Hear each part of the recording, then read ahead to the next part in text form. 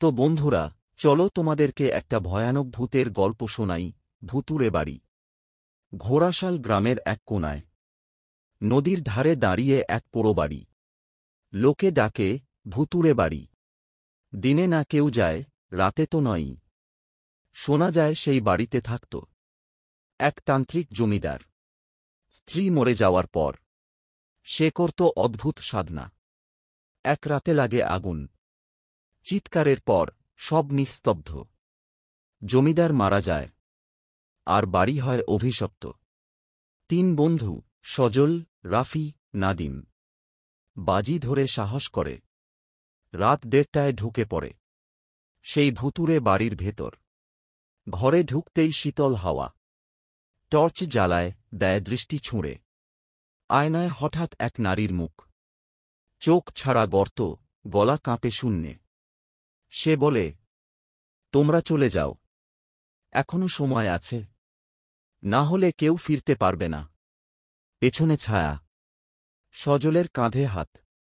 সে চিৎকার করতে চায়, কিন্তু গলা হয়ে যায় শুকনো পাত। দরজা বন্ধ, জানালা বন্ধ। আকাশে বাজ পড়ে, কালো ধোঁয়া ঘিরে ফেলে। আর তার মাঝখানে রাজেন্দ্র দাঁড়িয়ে। সে বলে, 3 জন এসেছ, 2 জন যাবে, 1 জন থেকে যাবে আমার সাথে। দরজা খুলে যায় হঠাৎ। রাফি আর নাদিম ছুটে বের হয়, কিন্তু সজল আর ফেরে না। সেই রাতেই সে হারিয়ে যায়। সকালবেলা সবাই দেখে, বাঁচল শুধু 2 জন, তবে সেই বাড়ির ভেতর থেকে আজও শোনা যায় হাসির ধ্বনি। কারণ 3 জন এসেছিল, 1 জন রেখে গেছে প্রাণ। সজলের হারিয়ে যাওয়ার পর গ্রামে নামে এক শীতল স্তব্ধতা।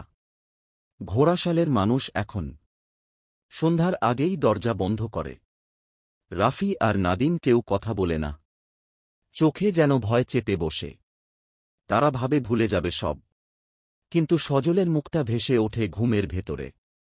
একদিন রাতে নাদিম ঘুম ভেঙে দেখে তার ঘরের জানালার বাইরে দাঁড়িয়ে এক ছায়া, মাথা নিচু, কাঁধ ভাঙা। মুখে স্পষ্ট নয়, তবু যেন খুব চেনা। সে ছায়া ফিসফিস করে বলে, তোমরা কথা রাখোনি। 3 জন গিয়েছিল, 2 জন ফিরলে কেন? আমার সময় শেষ হয়নি। ভয়ে নাদিম চিৎকার করে উঠে। রাফি ছুটে আসে পাশে। তারা ভাবে এ শুধু দুঃস্বপ্ন, কিন্তু জানালার কাছে স্পষ্ট এক হাতে লেখা, ফিরে এসো। পরদিন তারা 2 জন সিদ্ধান্ত নেয়, আরও একবার যাবে সেই বাড়িতে।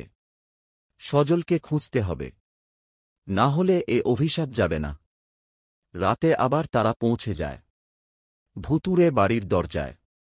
বাতাস থমথমে, চারপাশে কুকুরের কান্না।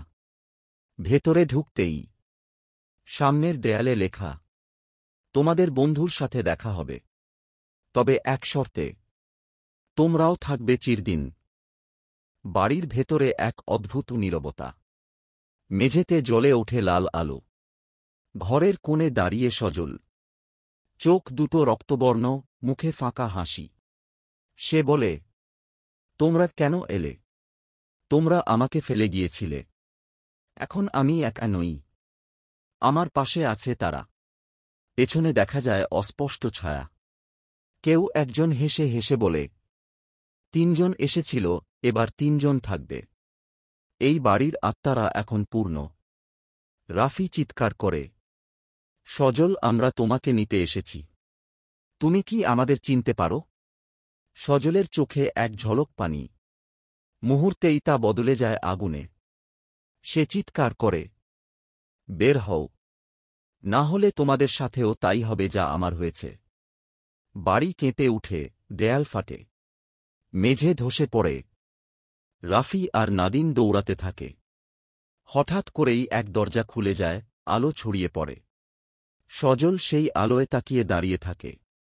তার চোখ থেকে রক্ত ঝরে। সে বলে, যাও বন্ধুরা, আমি থাকতে চেয়েছি, তবে আমার মুক্তি এখনো হয়নি। রাফি আর নাদিম দৌড়ে বাইরে আসে। বাড়ির দরজা বন্ধ হয়ে যায় নিজে নিজে। আর ভেতর থেকে আসে এক শেষ আওয়াজ। ৩ জন এসেছিল, 2 জন বাঁচল। একজন থেকে গেল, ইচ্ছেম তো। সেই রাতের পর ভুতুড়ে বাড়ির দরজা চিরতরে বন্ধ।